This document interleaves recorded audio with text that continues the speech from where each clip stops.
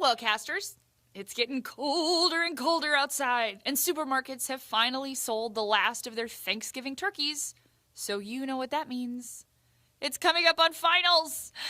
We know. It's not our favorite time of the year either.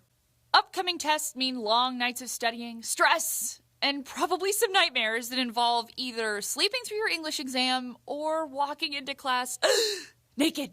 This week on Wellcast, we took another viewer suggestion, this one by Samber Salsa, on getting your study skills up to par. We're not going to make you sit through any statistics or studies today, though. This is just going to be 3 exercises so you can put into practice how to become a better test taker. Are you ready? Okay, pause and print this week's tips on our handy-dandy Wellcast worksheet. Step 1. Ace your essay with the black, red, green method. This exercise comes from the Royal Literary Fund, and it's a great trick to use when you're tackling a difficult essay question. First, make sure you've got 3 colored pens. You guessed it, 1 black, 1 red, and 1 green. You're going to use these 3 pens to underline different parts of the essay question. By the end, everything will be underlined so you won't miss anything important. Let's say this is your essay question. In The Great Gatsby, how does Gatsby represent the American dream of the 1920s? Reference 2 quotes from the novel as well as 1 secondary source. Be sure to refer to specific symbolism throughout the novel, including the green light and T.J. Ecclesburg. First, take out your black pen. Black stands for blatant instruction, something the question requires you to answer to receive full marks. Next, take out your red pen. This will be used for underlying any reference points you've been asked to hit. Finally, take out your green pen. This one's easy. The green pen underlines a green light, which is a hint that the question gives on how to proceed. By now, this essay question should be looking like a Christmas tree. And that's how you know that you've hit and understood every part of the prompt. You're ready to rock that answer. Step 2. Mnemonic devices are your best friend.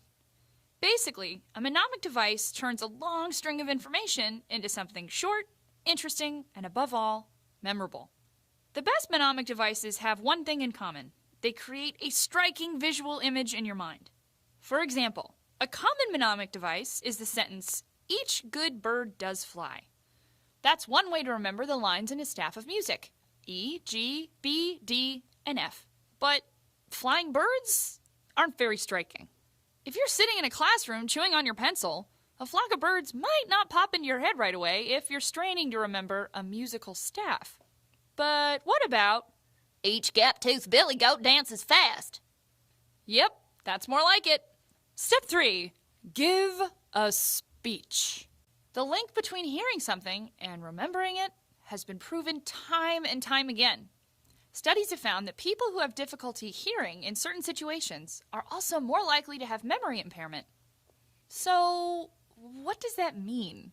Well, think about it this way. You know your favorite album and how you always know what song's going to come up next? That's because you've listened to the thing ad nauseum, and you've ingrained that information into your brain.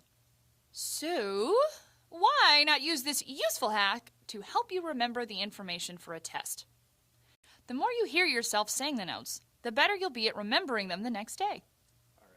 Okay, Wellcasters, let's recap.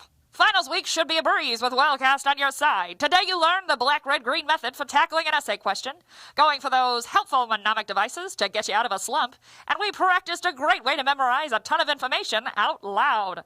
We'll see you next time, Wellcasters.